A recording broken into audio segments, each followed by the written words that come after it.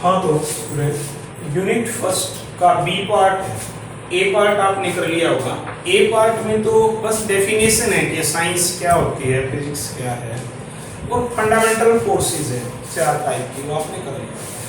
ये आपका first unit का बी चैप्टर है, सिस्टम ऑफ यूनिट। तो इसके अंदर आपने पढ़ना क्या है इस चैप्टर में, जैसे यूनिट के अलग अलग सिस्टम होते हैं। जैसे मास की बात करें, अब मास की जो यूनिट है वो क्या होती है, किलोग्राम भी है,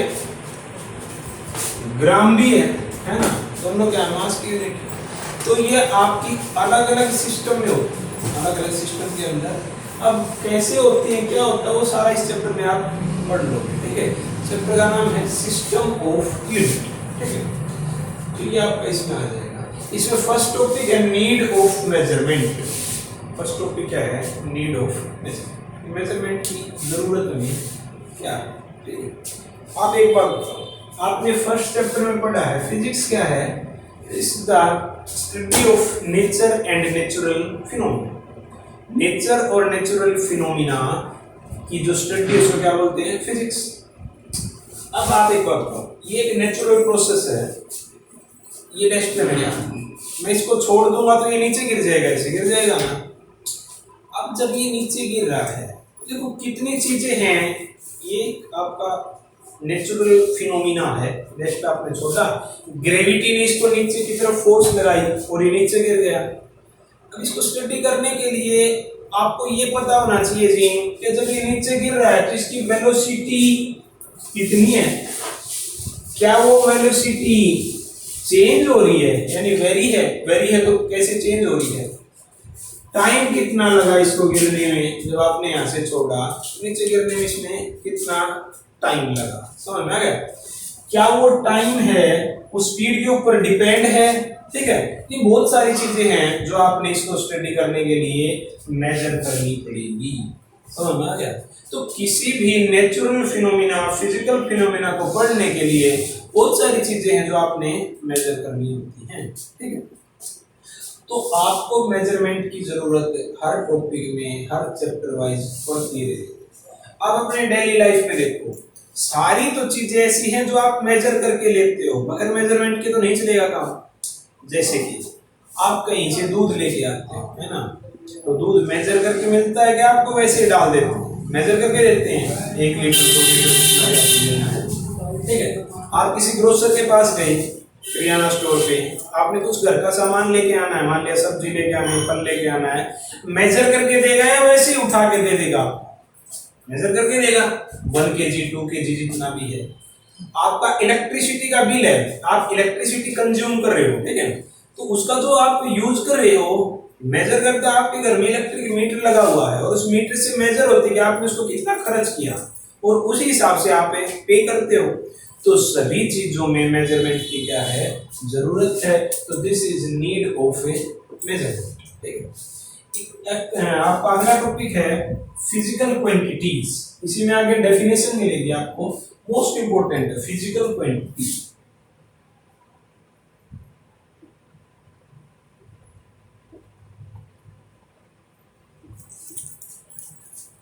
फिजिकल क्वांटिटी ये क्या होती है,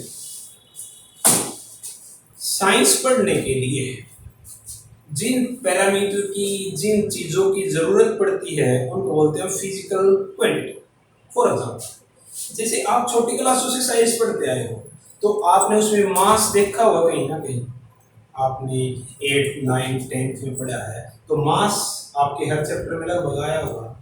टाइम का आप यूज करते हो, लेंथ है ना, फोर्स पढ़ा है कहीं आपने, फोर्स पढ़ा है, वेलोसिटी पढ़ी है, एक्सेलरेशन पढ़ा है। ये जो सारी चीजें हैं, ये सारे टर्म हैं, इन्हें क्या बोलते हैं, फिजिकल क्वांटिटी।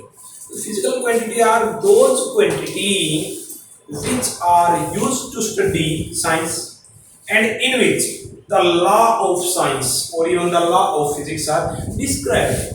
जिनकी फॉर्म में फिजिक्स के लॉ क्या करे जाए, डिस्क्राइब किए जाए, समझाए जाए, बताया जाए, उनको क्या बोलते हैं, फिजिकल क्वांटिटी। जैसे मैं न्यूटन के सेकंड लॉ की बात करूं, आप 9th क्लास में पढ़ के आए होंगे, F इक्वल टू क्या होता है, ma, mass into acceleration. Clear है, या फिर आपको पता है कि जो मास है उनके बीच में ग्रेविटेशनल फोर्स लगती है F, तो क्या लगती है G m1 m2 by r square. ये मैंने दो लॉ लिखे हैं, ये तो आपका न्यूटन का फर्स्ट लॉ है, ये क्या है न्यूटन लॉ ऑफ ग्रेविटेशन है।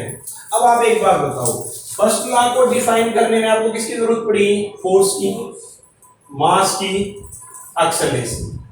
तो ये सभी तीनों चीजें जिनके अंदर आपने एक फिजिक्स के लॉ को क्या किया है? डिस्क्राइब किया है, डिफाइन किया है, इनको हम क्या बोलेंगे? तीनों को, ये तीनों क्या है? Physical quantity. Force, this is gravitation constant, m1 m2 mass, r क्या थी? डिस्टेंस। ये सभी क्या है? Physical quantities. तो फिजिक्स पढ़ते हुए, साइंस पढ़ते हुए जिन टर्म्स की आपको जरूरत पड़ती है, जो हम बार बार यूज करते हैं और जिनके अंदर फिजिक्स के लॉ को क्या करते हैं? डिस्क्राइब करते हैं, डिफाइन करते हैं, लिखते हैं, समझाते हैं, उन सभी को हम क्या बोलते हैं? Physical quantity. तो जैसे लेंथ, मास, टाइम, ठीक है जी, आपकी वेलोसिटी, एक्सेलरेशन, प्रेशर, ठीक है जी, ये सारी चीजें क्या है? Physical quantity. बहुत सारी होती है, ठीक है, हम बार बार इनको पढ़ते रहेंगे। और जैसे ही वर्ड आएगा फिजिकल क्वांटिटी तो आपने समझ जाना कि हम किसकी बात करने जा रहे हैं, ठीक है। Next topic is next topic है आपका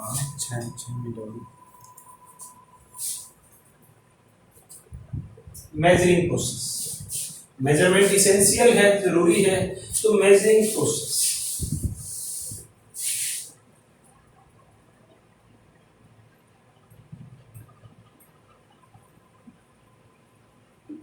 मेजरिंग प्रोसेस क्या है? किसी चीज को आप मेजर कैसे करते हो, ठीक है। तो measuring process, this is basically process of comparison. किसका प्रोसेस है ये? कंपैरिजन का। क्या करते हैं हम? किसी चीज को आपने मेजर करना है, कैसे करोगे? पहले तो हम उसकी फंडामेंटल यूनिट चूज करेंगे। क्या चूज करेंगे? Fundamental unit. जैसे देखो भाई, मैं कहता हूं भाई मेरे पास ये एक रोड है, आप इसकी लेंथ मेजर करके बता दो कितनी है। क्या मेजर करके बता दो? लेंथ। तो सबसे पहला काम आपका क्या होगा? लेंथ की जो यूनिट है, लेंथ की यूनिट क्या है? सबको पता है, मीटर है। क्या है? मीटर। कितना होता है 1 मीटर?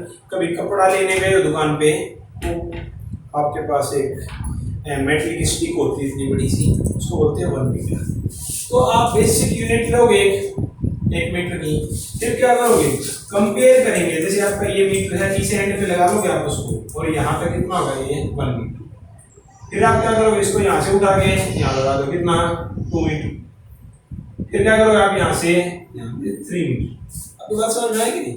आपने किया क्या है? फंडामेंटल यूनिट ली और उसको इसके साथ क्या किया है? कंपेयर। क्या किया है? 1 मीटर, 2 मीटर, 3 मीटर और आगे देना 4। तो आपकी फिजिकल क्वांटिटी यहाँ पर क्या मेजर करेगा आप? लेंथ। तो लेंथ कितनी आ गई? L is equal to 3, this is 1 2 and 3। 3 क्या? मीटर। क्लियर है? This is physical quantity. Magnitude, जो न्यूमेरिकल वैल्यू होती है ना, इसको क्या बोलते हैं? मैग्नीट्यूड। और ये लास्ट वाली क्या है? ये यूनिट, ठीक है, लेंथ की जो यूनिट है। हर एक चीज को मेजर करते तो ऐसे ही तो करते हैं। आपने दूध को मेजर करना, आप क्या लोगे? 1 लीटर का वो लोगे, उसमें कंपेयर किया, 1 हो गया, 2, 3। हर एक चीज को ऐसे हम क्या करते हैं? कंपेयर। तो measuring process is the process of comparison. हम फंडामेंटल यूनिट लेंगे, उस फंडामेंटल यूनिट के साथ जो भी फिजिकल क्वांटिटी आपको दी गई है उसको क्या करेंगे? कंपेयर करते जाएंगे। और लिखने का तरीका ये है कि आपकी physical quantity Q is equal to NU, है ना भाई? Q is equal to NU। Q क्या है? Physical quantity. N क्या है? नंबर, इसको मैग्नीट्यूड बोलते हैं। और U क्या है? यूनिट। आप अगर दूसरे सिस्टम में जाओगे ना, यूनिट के में दूसरी यूनिट लोगे तो ये नंबर चेंज हो जाएगा, बताने की जरूरत नहीं भाई। आपका L is equal to 3 meter है, आप इसको ऐसे भी तो लिख सकते हो, 1 मीटर कितने सेंटीमीटर के बराबर होता है? 100 सेंटीमीटर। तो अगर सेंटीमीटर में लिखोगे तो ये क्या हो जाएगा? 300 सेंटीमीटर। क्लियर है? आपने क्या चेंज कर दिया? हमने यूनिट चेंज कर दी। यूनिट क्या ले ली? छोटी। अरे यूनिट जब आप छोटी ले लोगे तो फिर नंबर तो अपने आप क्या हो जाएगा? बड़ा हो जाएगा। तो आप इस तरह से लिख सकते हो फिजिकल क्वांटिटी को कि Q is equal to N1U1 is equal to N2U2, कोई दिक्कत है क्या आपको? क्या is equal to N1U1 is equal to N2U2। भाई एक सिस्टम ऑफ यूनिट है उसमें नंबर N1 है, अगर दूसरा सिस्टम ऑफ यूनिट हो जाए उसमें नंबर क्या हो जाएगा? चेंज हो जाएगा, N2 हो जाएगा, जैसे कि यहाँ हुआ था। और आप मान लिया मिलीमीटर करोगे और भी चेंज हो जाएगा। This is important, most important, इसको हम यूज करने वाले हैं। ठीक है जी, आगे नेक्स्ट आपका जो आगे आएगा उसमें